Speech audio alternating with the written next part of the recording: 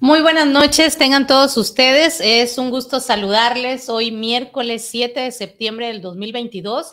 Vamos a hablar sobre la importancia de los derechos humanos en materia fiscal. Y déjenme contarles que tengo a un invitado de honor, especialista en materia de derechos humanos, el licenciado Rodrigo Humberto Hernández Rodríguez. Licenciado, muchísimas gracias. Es un gusto que hayas aceptado la invitación. Al contrario, el gusto es mío. Y si me permites, voy a dar una síntesis de tu currículum. Egresado de la Universidad Popular Autónoma del Estado de Puebla, cuenta con diversos diplomados en el juicio de amparo, derechos humanos y derecho mercantil.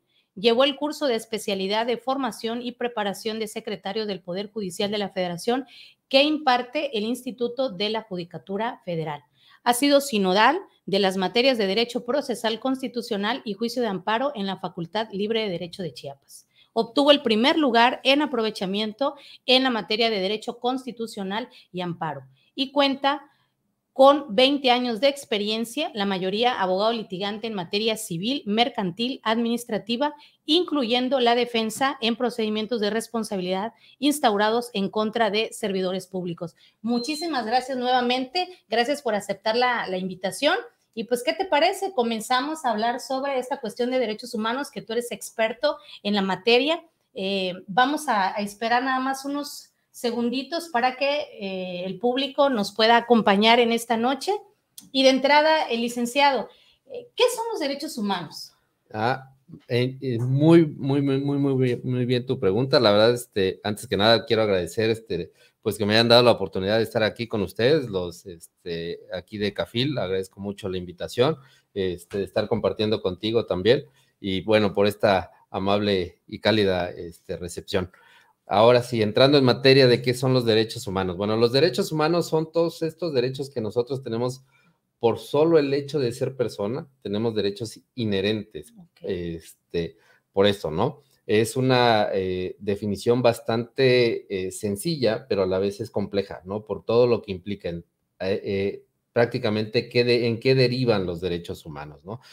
Para entender un poquito de esta parte, sí necesitaríamos hablar un poquito de la historia, de cómo se han ido evolucionando esta lucha para el reconocimiento de los derechos humanos, ¿no? Perdón que te interrumpa, es algo que estás ahorita comentando, siempre nos causa como mexicanos, como seres humanos, un poco de ruido. ¿México ha tenido estas evoluciones de las cuales tú mencionas? Sí, ciertamente. Antes de nuestra Constitución hablaba sobre las garantías individuales. Ahorita, a partir del 2011, precisamente ya tenemos en nuestra Constitución que habla sobre los derechos humanos y garantías individuales. Precisamente después del 10 de junio del 2011 se habla de esta reforma constitucional que hubo, precisamente al artículo primero y a otros más dentro de la propia Constitución.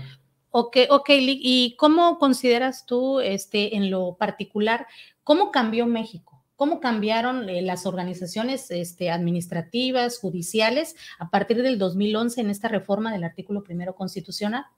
Bien, precisamente como en el artículo primero se establece este mandato que todas las autoridades, independientemente del poder al que estén adscritos, ya sea legislativo, judicial o administrativo, en este caso, las autoridades pertenecientes al poder ejecutivo, también se encuentran obligadas ahora al respeto, a la protección y promoción y a garantizar los derechos humanos.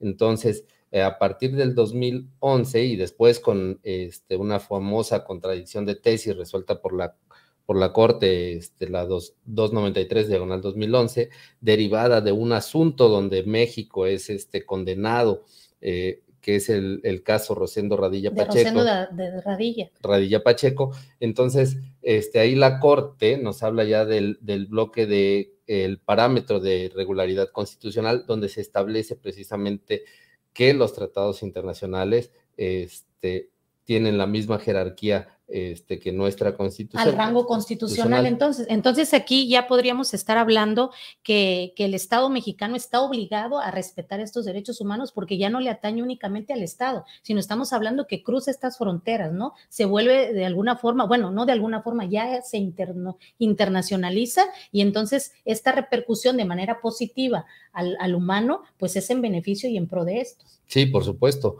¿Por qué? Porque entonces ahora las autoridades, si hablamos en el caso específico de autoridades judiciales, pues bueno, tienen que atender precisamente al tratado internacional o a la Constitución, atendiendo precisamente al principio pro persona que se establece en el artículo primero, en su segundo párrafo, precisamente, ¿qué quiere decir el principio pro persona? Que es la interpretación más favorable o menos restrictiva en favor de la persona, ¿no? Ok, Lee, ¿cómo aplica esta parte? Bueno, como abogados podemos entendernos, pero para el público en general, o sea, ¿cómo aplicaría el principio pro persona en un término general para que ellos puedan entenderlo mejor? Ok, el principio pro persona es que teniendo dos normas que sean aplicables al caso concreto, ¿no? La autoridad tiene que ponderar cuál es la que más le beneficia al particular, ¿no? Sobre ese caso, o la que menos restringe su derecho. La que menos le afecta, ¿no? Al final de cuentas. Ok. ¿No? Entonces, bueno, entonces aquí estaríamos ya hablando de derechos humanos, que la propia Suprema Corte de Justicia tiene que aplicar, o más bien obliga a la aplicación de estas organizaciones gubernamentales, a los tribunales, a los juzgados, ya sea en cualquier ámbito estatal o federal, ¿no? Sí, claro. Debemos recordar que existen procedimientos administrativos que tienen las mismas etapas procedimentales que un juicio, ¿no? O sea, existen procedimientos administrativos que terminan en una resolución, en una determinación que eso afecta a la esfera jurídica del particular.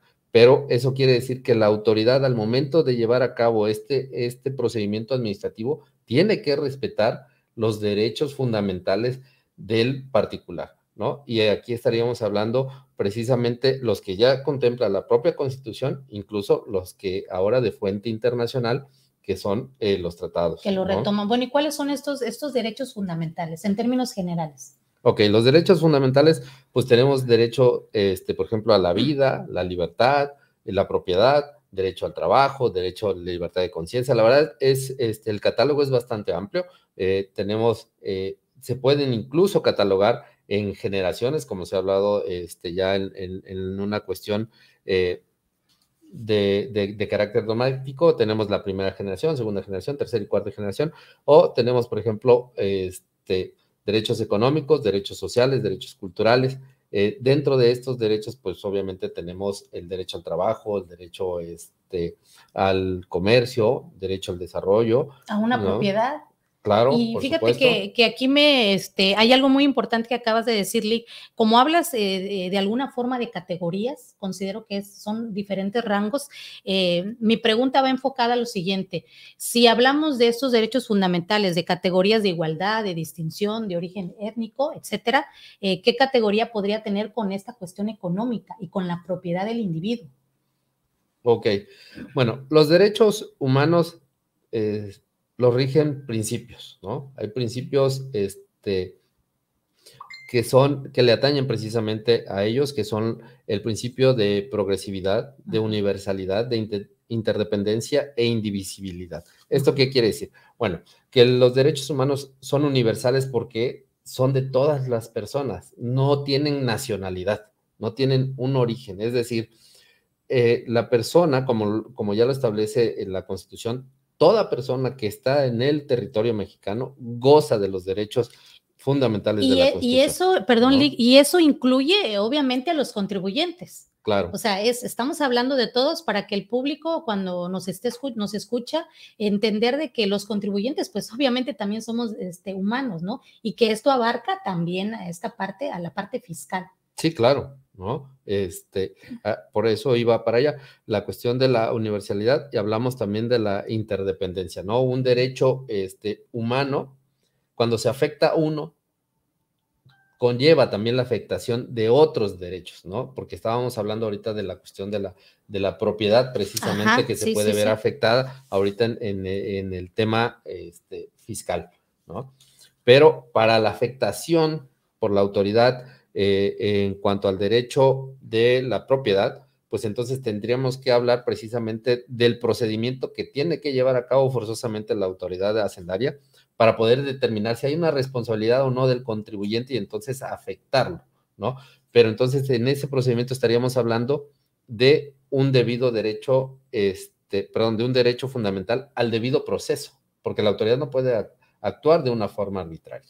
O sea, y el debido proceso lo vamos a encontrar de alguna forma dentro de estas ventajas o dentro de estos derechos, valga la redundancia de nuestras palabras, en la Ley Federal de Derechos del Contribuyente, porque posiblemente contadores, el público, los contribuyentes en forma general consideran de que se le han violentado los derechos humanos. Sí, precisamente en el artículo 2, precisamente ahí, hablando del debido proceso, está una fracción, pues ahorita la vamos a encontrar, que es, vamos a ver.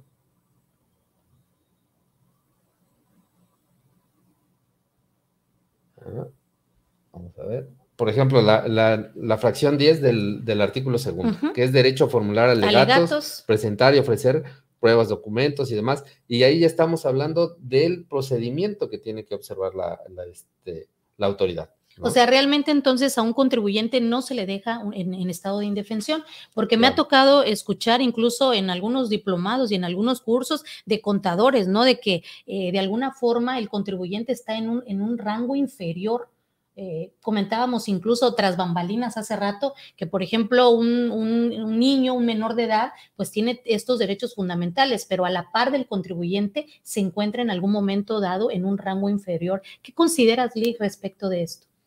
Bueno, hablando de la protección de los derechos de los menores, ciertamente existe todo un entramaje jurídico que se ha desarrollado de forma nacional e internacional para su protección, ¿no? Tenemos la Convención sobre los Derechos de los Niños, es un tratado internacional. Tenemos de fuente interna la Ley General para la Protección de los Derechos de los Niños, Niñas y Adolescentes, y hay a nivel estatal, cada estado tiene una, y también, pues, obviamente, nuestro Código Civil también contempla la protección de los menores. Entonces, estaríamos hablando que sí, ellos tienen una protección reforzada. Más amplia, ¿no? Claro.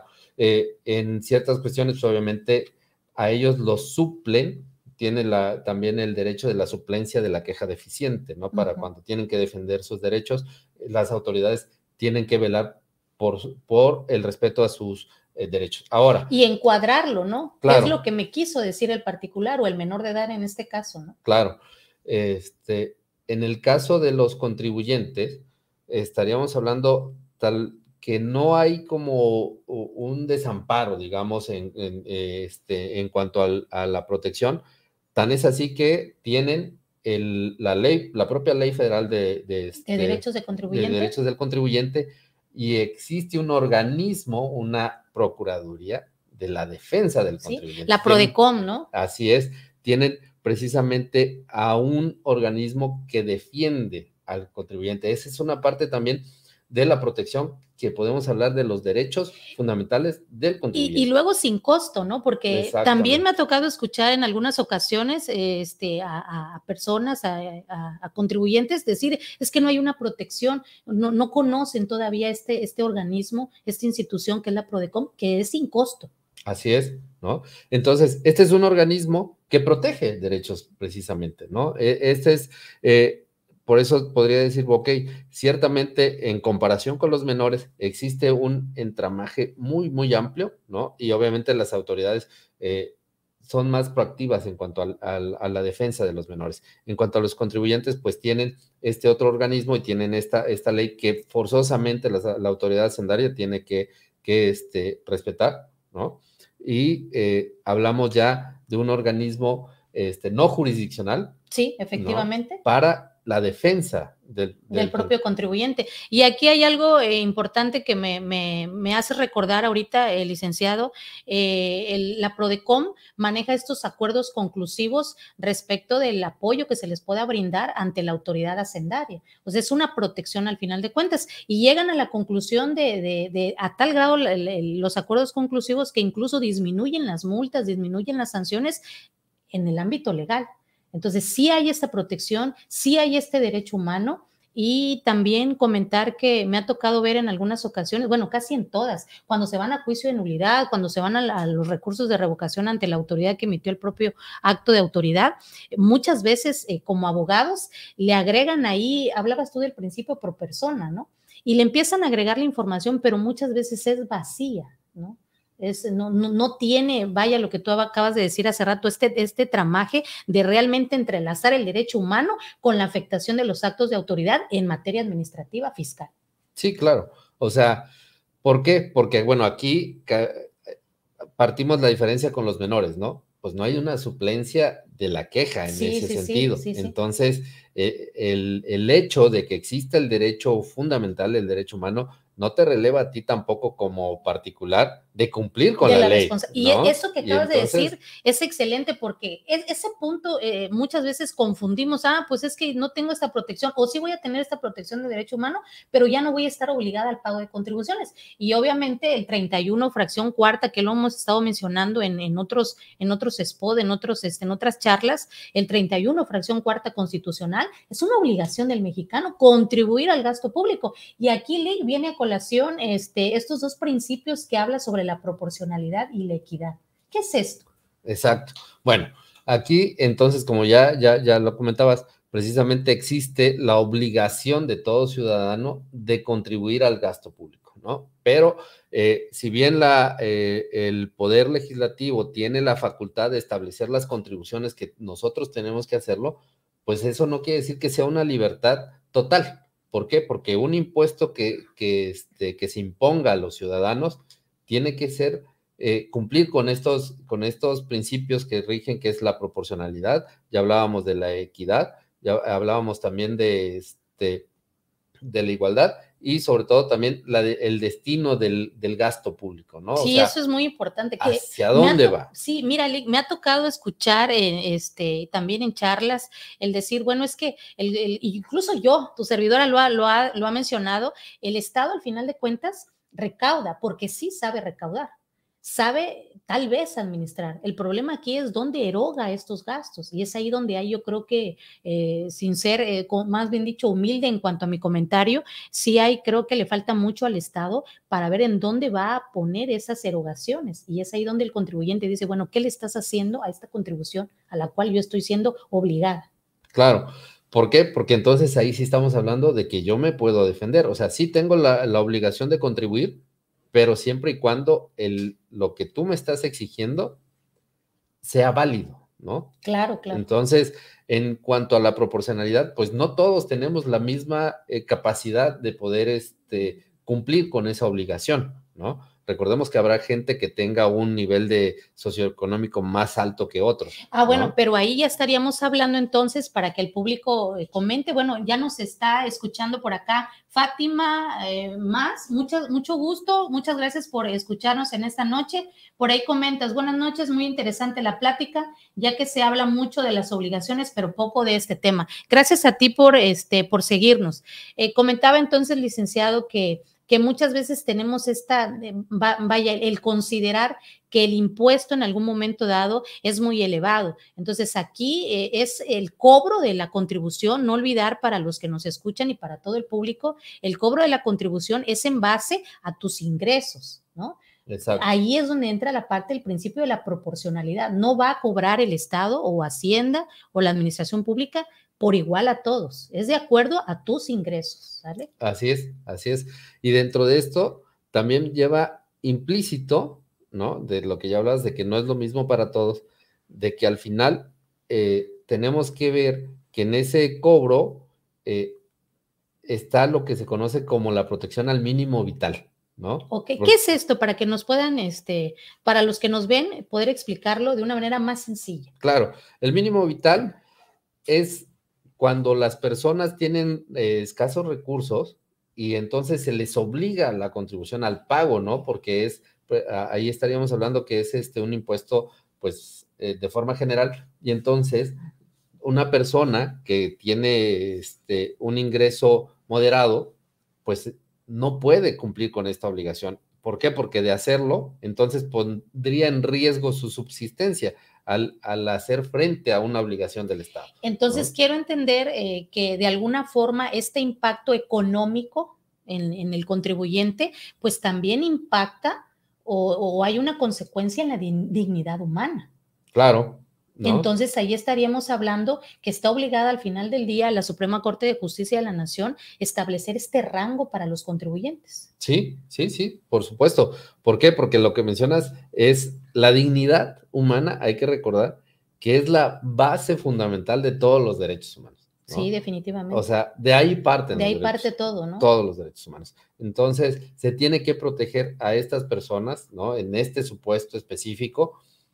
¿Por qué? Porque, repito, pondrías en riesgo ya la salud y el desarrollo de una persona, ¿no? Entonces, ante eso, ya es la propia autoridad en el propio juicio donde se tiene que establecer cuáles son los parámetros precisamente para definir el mínimo vital, ¿no? Porque si no también podríamos caer en el exceso del uso del mínimo vital y ya cualquiera podría decir, no, yo no lo puedo pagar. Yo no pago, ¿no? Me protege la Suprema Corte, me protegen en los tratados internacionales de los que México forma parte y ya no voy a hacer el pago de mis contribuciones. ¿Sí? O sea, hay que dejar muy en claro este punto. Por ahí comenta Fátima, no sé si me haces favor, Lick, de darle una leída a ver qué nos dice Fátima. Sí, con todo gusto. Dice, igual a nosotros como ciudadanos, informarnos sobre los gastos públicos, de cómo se gasta y exigir que se gasten nuestros impuestos de la manera que se beneficie más a la sociedad. Pues sí, efectivamente, o sea, al final de cuentas, el hecho de contribuir al gasto público, volvemos a insistir, como lo establece el 31 fracción cuarta de la Constitución, implica también el que nosotros como ciudadanos sepamos a dónde se va ese dinero, ¿no? Claro. ¿A dónde está? ¿Dónde está? ¿Dónde se encuentra? ¿Qué está haciendo el Estado? ¿Qué están haciendo las autoridades con esa contribución? Ciertamente. O sea, dentro de los derechos fundamentales que nosotros tenemos el acceso a la información, ¿no? Y este acceso a la información conlleva también que las autoridades están obligadas a la transparencia de sus actos. Pero ¿no? esto Lee, que comentas acá, pocas veces lo hacemos como contribuyentes, porque en realidad, bueno, me atrevería a decir que ¿cuánto? El 1% de la ciudadanía pregunta en qué se gasta este dinero. Creo que no lo hace, ¿no? Sí. Es mínimo. Exactamente, o sea, damos por cierto muchas veces que la ley o la norma que se emite es justa, es recta, y por lo tanto no la cuestionamos, ¿no? Cuando tenemos la obligación de ser una ciudadanía proactiva, ¿no? Claro. Y obviamente ver cuál es el cumplimiento. Y ahí están, ahí están las normas, están los elementos, está la ley. Hay un principio que nosotros como abogados siempre lo hemos manejado, incluso desde la carrera, que la ignorancia de la ley no te excusa del cumplimiento. Entonces, esto implica que los elementos ahí están, ¿no? En el caso de los derechos humanos, bueno, tú tienes como contribuyente los recursos, los medios de impugnación, los medios de defensa, pero la autoridad al final del día te dice, pues no los usas, ¿no? Claro. No haces cuestionamiento. Yo, autoridad hacendaria, emito actos de autoridad o dentro de mis facultades del artículo 42 del Código Fiscal de la Federación, que pueden ser, como ustedes bien saben, revisión de gabinete, visitas domiciliarias o revisiones electrónicas, pero no juzgamos, no nos vamos a juicio. Muchas veces esperamos a que la autoridad en estas facultades de comprobación merme nuestros derechos, ¿no? Exacto. ¿No? Y bueno, contra estas actuaciones que tú ya mencionas sobre la autoridad, pues obviamente también tenemos dentro de los derechos, pues el derecho a defenderte, ¿no? Porque no solamente es esperar que la autoridad vaya y ejerza sus facultades de comprobación. ¿Por qué? Porque tú también puedes oponerte a ellas, ¿no? Entonces, ahí tienes estos mecanismos. Fíjate que hay algo muy importante en esto de las facultades de comprobación. De hecho, me ha tocado también escuchar a diferentes juristas, a diferentes personalidades en el ámbito fiscal, el hablar que estas prerrogativas, estas facultades de comprobación que tiene la autoridad, al final del día son violatorias al 16 constitucional, porque el 16 constitucional nos va a hablar de que nadie puede ser molestado en tus papeles. Voy a parafrasearlo, ¿no? Nadie puede ser molestado en tus papeles, posesiones, y sí, solo sí lo puede hacer con mandamiento escrito de autoridad competente, donde esté debidamente fundado y motivado. Pero ojo, el acto de autoridad tiene que estar por escrito, y no solo en materia fiscal, aplica para todas las materias. Entonces, debe de estar debidamente fundado y motivado.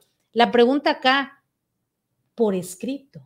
O sea, la Constitución, y ahí es donde muchas veces hablan de esta violación a los derechos humanos, la Constitución no da elementos para que sean, por ejemplo, revisiones electrónicas. Dice o establece más bien debidamente fundado, motivado y por escrito. Entonces, una revisión electrónica en materia contributiva, en materia fiscal, pues consideran ahí una violación a los derechos humanos. Pero al final del día, Lic, tenemos esta protección de este derecho humano, tenemos los tratados internacionales que incluso lo mencionaste hace rato, por ahí hablabas o comentas acerca del artículo 8, que son las garantías judiciales. Precisamente la Convención Americana sobre Derechos Humanos establece en el artículo 8 que toda persona tiene derecho a ser oída con las debidas garantías y dentro de un plazo razonable por un juez o tribunal competente, independiente e imparcial, establecido con anterioridad por la ley en la sustanciación de cualquier acusación penal formulada contra ella o para la determinación de sus derechos y obligaciones de orden civil, laboral, fiscal o de cualquier otro carácter. Ahí está la respuesta, ¿no? Entonces, para los que se están agregando en este Facebook Live, estamos hablando sobre la Convención Americana sobre los Derechos Humanos, específicamente en el artículo 8, garantías judiciales. ¿Me haces favor, Lic, de repetir la parte final, que es muy importante que sepan los ciudadanos, los contribuyentes, que sí existen esos derechos humanos en materia fiscal? Claro que sí. Dice, en la sustanciación de cualquier acusación penal formulada contra ella o para la determinación de sus derechos y obligaciones de orden civil, laboral, fiscal o de cualquier otro carácter, se tienen las garantías que precisamente la Convención Americana sobre Derechos Humanos establece, y es el hecho de contar con un asistente, de contar con una defensa adecuada, ¿no? El debido proceso, no te puedes inculpar. A ser oído y vencido en juicio, ¿no? Así es, ¿no? Entonces, tú puedes hacer valer esos derechos, obviamente, cuando sientas que la autoridad ha ido más allá de lo que la ley, la propia ley dentro de sus facultades, ¿no? Claro. Es muy importante todo esto que estamos mencionando. Entonces, aquí estaríamos ya para ir aterrizando el tema, el que tenga la autoridad hacendaria al final del día, este reconocimiento importante. O sea, porque no basta nada más el conocer este derecho humano, sino aplicarlo y saberlo aplicar al individuo dentro de estas facultades que realiza la autoridad a los contribuyentes. Sí, así es. Nosotros tenemos ahí medios de defensa, ¿no? Ya mencionabas tú el juicio de nulidad en contra de obviamente los procedimientos administrativos. Tenemos también el juicio de amparo, ¿no? Para estos efectos, donde puedes tú contravertir lo que la autoridad está realizando, ¿no? Sí, muchas veces volvemos a insistir en este punto, Lic, dejamos a la consideración de la autoridad y muchas veces decidimos pagar el impuesto o pagar la multa, cuando, lo tengo que decir porque es una realidad, estos actos de autoridad, estos actos administrativos, pues no están debidamente fundados y motivados. Entonces, volvemos a lo mismo. Los elementos ahí están, está la ley, está la normatividad, falta nada más. ¿Qué crees que haga falta? ¿Conciencia por parte de los contribuyentes? También, ¿no? Porque digo, el conocer cuáles son tus derechos, ¿no? Eso es muy importante. De hecho, la propia Ley Federal de Derechos al Contribuyente habría que hacerle una mayor difusión, ¿no? En cuanto a qué es lo que tú tienes para ofrecer en contra, o más bien para oponerte en contra de la autoridad. Si me permites, Lee, perdón, Ajá. otra vez la interrupción, si me permites eso que estás comentando, en el artículo 2 de la Ley Federal de Derechos de Contribuyentes, de manera muy general, pues es derecho a ser informado, derecho a obtener un beneficio de las devoluciones, derecho a conocer el estado de tramitación de los procedimientos, derecho a conocer la identidad de las autoridades fiscales. Muchas veces, y lo voy a decir en estos términos porque es la realidad, llegan las autoridades fiscales a realizarnos una visita domiciliaria y ahora sí que, perdón mi expresión, de pechito nos ponemos. Incluso estando ahí a veces los contadores no sabemos utilizar, porque eso sería lo correcto, no sabemos utilizar esta ley, que ahí están los elementos. Tengo que conocer cuáles son mis autoridades, cuál es la identidad. A veces nos ha tocado, bueno, en una ocasión por ahí me hacían un cuestionamiento de que había llegado la autoridad a buscar a una persona, a hacer un cobro, un requerimiento, y en ese momento le entregaron dinero y pagaron la multa, según. De entrada, la autoridad fiscal no hace eso. O sea, no es porque esté de al lado de la autoridad, pero la autoridad fiscal no hace eso. Nosotros debimos, o este individuo, esta persona, este contribuyente, debió de haber solicitado la identificación. Y en este momento, ¿por qué no hablar a la autoridad? A ver, deme el número de este empleado. Pocas veces lo hacemos. O sea, los elementos de convicción, de prueba, los elementos de ley ahí están, simplemente no lo usamos. Así es. Entonces, eso es importante porque necesitamos robustecer esta cultura de legalidad también, pero también de nuestro lado, ¿no? O sea, eso es... O sea, de nuestro lado es no dejarle a los abogados o a los contadores todo el paquete que es culpa del contador o es que es culpa del abogado, ¿no? Así es, ¿no? Entonces, en la medida que nosotros podemos conocer a qué derechos son los que nos protegen, pues es más fácil que nosotros podamos conocer y defendernos, sobre todo porque ya sabremos qué derechos nos están afectando. Efectivamente. ¿No? Bueno, aquí vamos a comentar acerca de lo que el licenciado Armando Cordero, muchas gracias, licenciado, por seguirnos, es un gusto, es un placer saber que está aquí escuchándonos, comenta que es un excelente tema. Es pobre el conocimiento de nuestros derechos. Sí, definitivamente. Y por ahí nos hace otra pregunta, bueno, un comentario. Le tenemos tanto, perdón, gracias. Le tenemos tanto miedo a Hacienda precisamente por falta de conocimientos de nuestros derechos. ¿Es cierto? Sí, no, digo, usualmente hay temas, ¿no? O autoridades a las que uno ve con cierto recelo, ¿no? Sí. Una de ellas es precisamente la autoridad hacendaria. Yo siempre he dicho, si le tenemos miedo a Hacienda, realmente le tenemos que tener un poquito más de miedo al Instituto Mexicano del Seguro Social. Es que, en serio. Bueno, en estos tiempos y en estos momentos, sí. Sí. Claro. No, okay. Por supuesto, sobre todo que sí. Ok, bueno, nos está viendo también Ani Lu, perdón, no sé si se pronuncia así, dice buenas noches, muy buen tema, muchas gracias a ti por vernos, escucharnos. Nosotros pagamos una multa por miedo a que nos revisaran, ya que no hacer caso a una invitación de vigilancia profunda que llegó al buzón tributario. Híjole, antes de que termine yo de leer lo que me dices, aguas con el buzón tributario. Recuerden que el propio Código Fiscal de la Federación nos da elementos de cómo tenemos que revisar el buzón tributario. Hay formas, hay métodos de aplicación para efecto de poder abrir. No es nada más así que nos llega la información y al tercer día y órale, nos da ese tiempo, esa prerrogativa de al cuarto día poder abrirlo. Por ahí dimos un diplomado donde aprendieron los alumnos a verificar en qué momento se tiene que abrir un buzón tributario para beneficio del propio contribuyente, dentro de lo legal, obviamente. Bueno, y luego menciona, impusieron una multa por una declaración que se presentó fuera de tiempo en el 2017 y luego llegó la línea de captura para pagar y al día siguiente llegó una autoridad a clausurar el negocio. Se tuvo que pagar la multa en el momento. Sí, mira, lo que nos comentas, Ani, pues ahí vemos una gran violación a sus derechos, pero volvemos a lo mismo. Y es cierto lo que comenta ella al principio, por miedo a no sé si decirlo en estos términos, a pelear en contra de la propia autoridad, somos permisibles, ¿no? Claro, digo, aquí puedo entender, porque también el tema de la urgencia de que te cierren el negocio, ¿no? Esta medida coercitiva que tiene la autoridad, de que si no me pagas, pues te cierro, ¿no? Te clausuro.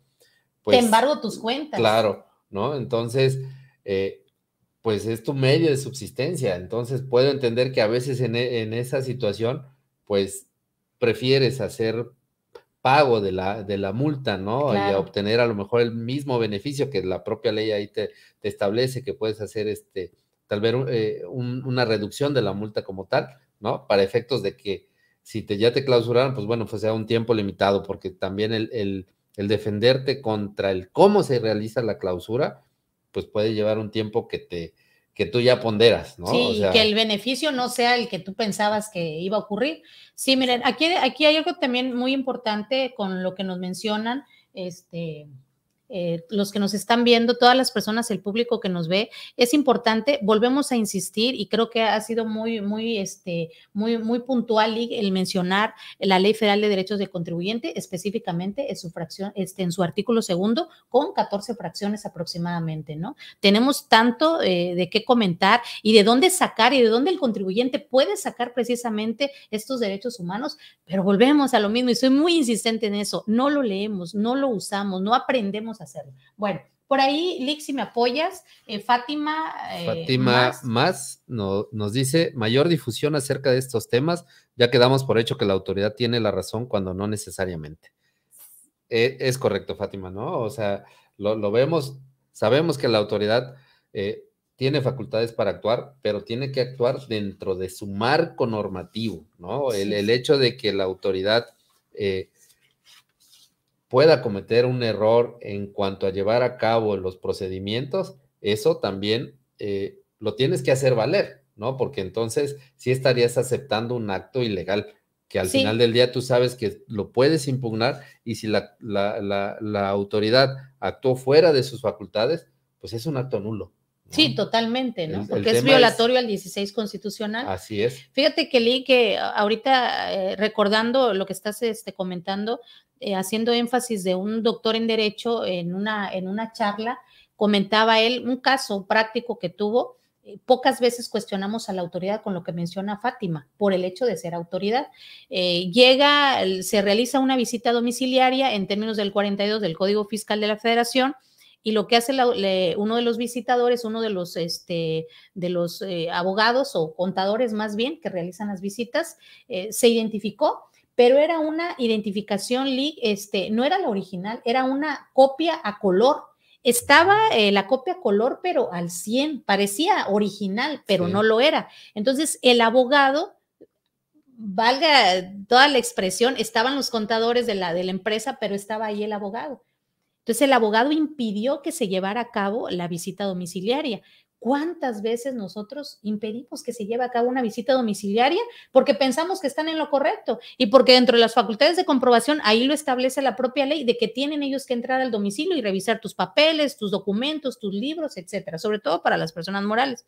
Pero volvemos a lo mismo. Esta credencial, esta identificación era una copia color.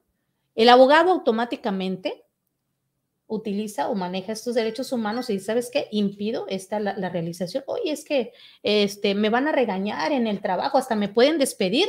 Lo siento, dice el abogado. Es tu obligación como autoridad identificarte y no puedes realizar una visita domiciliaria con una copia a color. Exacto, ya estamos hablando de que es un acto ilegal. Totalmente, o sea, ¿no? Ya estarías incurriendo en una intromisión, ¿no? Fuera de lo permitido por la ley, ¿no? Al domicilio. O sea, ya estamos hablando de un acto ilícito, ¿no? Por parte del servidor público también. Sí, ¿no? Efectivamente, ya estaríamos también hablando de una violación al domicilio, o sea, te introduciste al domicilio sin una identificación original. Bueno, Lick, para ir cerrando ya nuestro tema, nuevamente muchas gracias a los que nos ven y nos oyen. El comentar nada más, ¿qué nos recomiendas? ¿Qué le recomiendas a los contribuyentes? Bueno, en cuanto a la cuestión de los derechos fundamentales, necesitamos conocer, ¿no? Conocer precisamente, obviamente, la normativa fiscal, pues esa ya la manejan. Hablando de cuestión de derechos humanos, pues, ¿cuáles son nuestros derechos, no? O sea, ya mencionábamos de dónde surgen, qué son los derechos humanos, pero a qué tenemos derechos como personas, ¿no? Entonces, esos ya los encontrábamos, como mencionábamos someramente, gracias a la modificación que tuvo, a la reforma que tuvo el artículo 1 constitucional, ahora tenemos un catálogo mucho más amplio de derechos humanos. Tenemos de dónde escoger, ¿no? Sí, hay muchísimos, tenemos el derecho, como ya mencionábamos, derecho a la vida, derecho a la libertad, derecho al internet, derecho a la energía, en fin, hay muchísimos derechos y entonces investigar, educarnos sobre todo en este sentido para ir conociendo mucho más ampliamente a qué derechos son los que nos protegen, ¿no? O sea, qué derechos nos otorga nos reconoce ya la Constitución, ¿no? Y qué derechos tenemos ya derivados de fuente internacional. Ok, Lick, gracias y por el comentario. Y una pregunta más. ¿Le hace falta a México todavía un avance? Por ejemplo, a la Suprema Corte también un avance en materia de derechos humanos.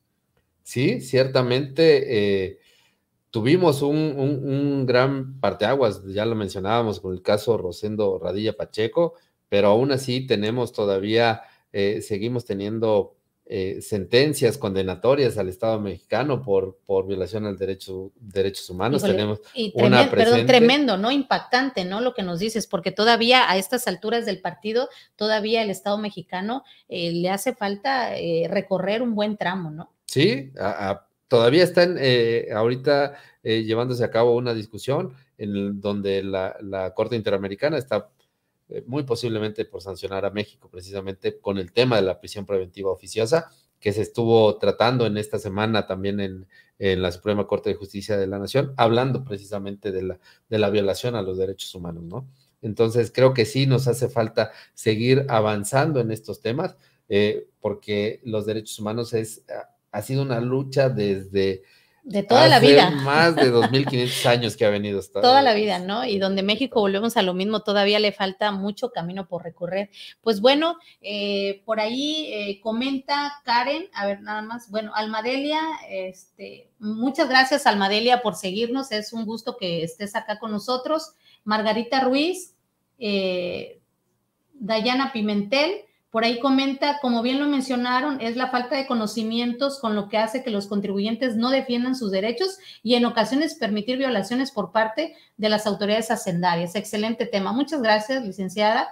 Margarita Ruiz, ahí, Lick, si me apoyas. Claro que sí, nos dice Margarita. Algo similar al caso que leyó, solo que como persona física pagué 9,400 en noviembre del 2021 a través de la línea de captura. Mi declaración del 2019 era la declaración y recargos. Resulta que sigue mi deuda y ahora ya debo un total de 10,300. Ahí recomiendo, Margarita, importante, acercarte directamente a las autoridades hacendarias si lo decides así, si no, a través de un abogado. Es importante que si esa multa persiste es porque se pagó fuera de tiempo. No olvidar algo como contribuyentes.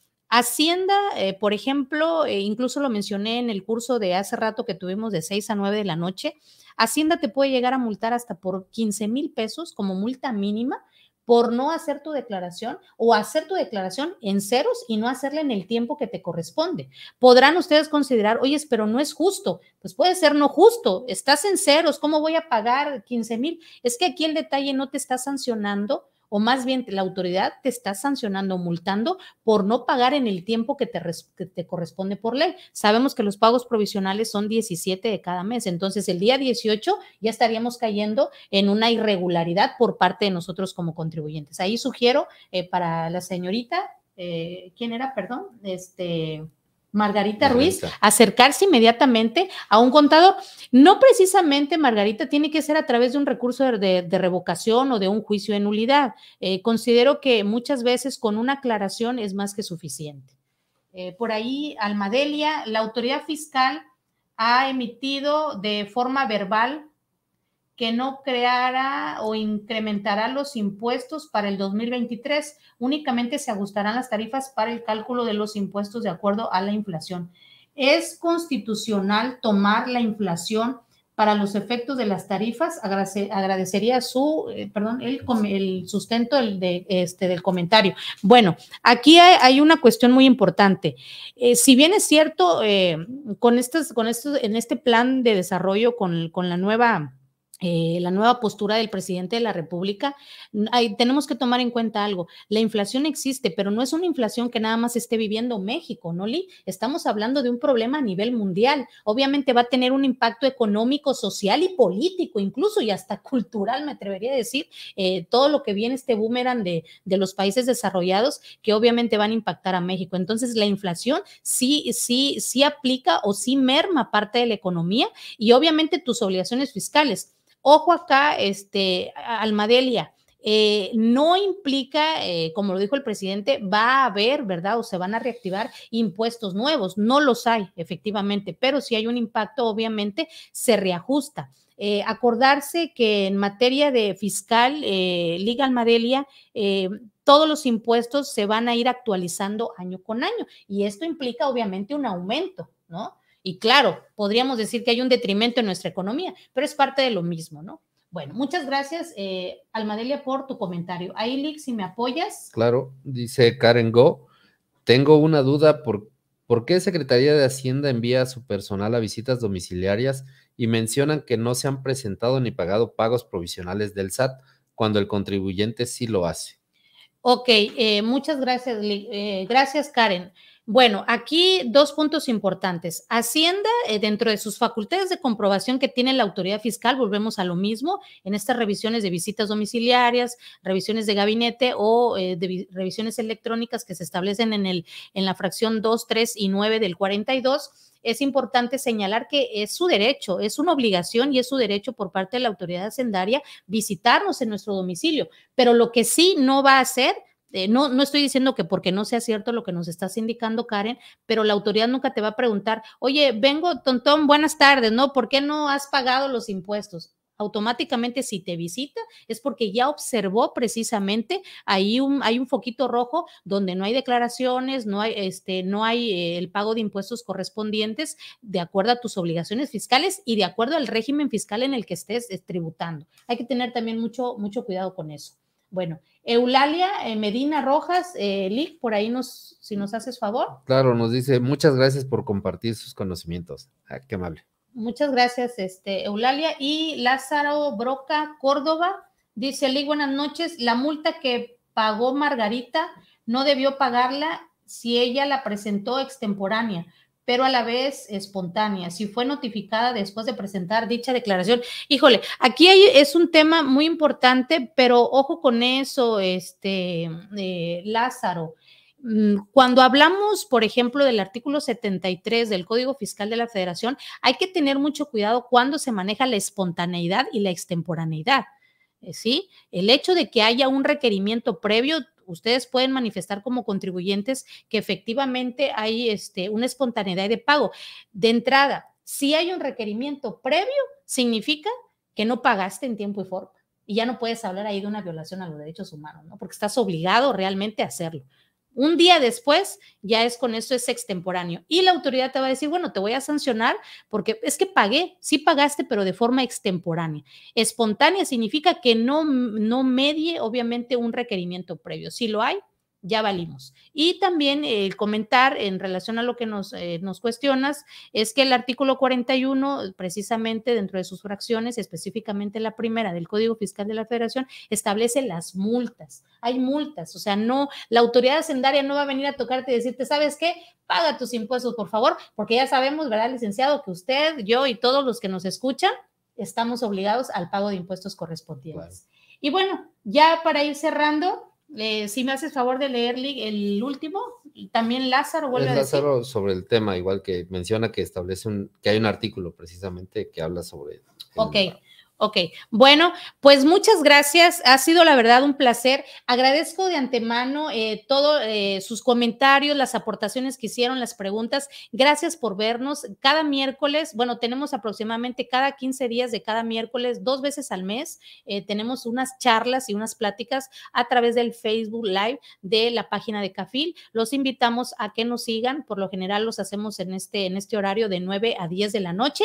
Y Por supuesto, licenciado, agradezco mucho el que hayas aceptado la invitación. La verdad que es un tema y una charla para estar platicando aquí unas buenas horas, ¿no? Sí, claro. Nos gustaría que en un momento dado aceptaras otras invitaciones con otros temas. No, por mí encantado, y digo, agradezco la oportunidad que me dieron nuevamente a todo el personal de CAFIL, a ti, sobre todo por la invitación y por esta charla. Como tú dices, podríamos continuar, y por mí encantado de la vida, regreso, ¿no? Ok. O sea, las veces que me inviten, con todo gusto. Perfecto, pues muchísimas gracias, que pasen una excelente noche y nos estamos viendo.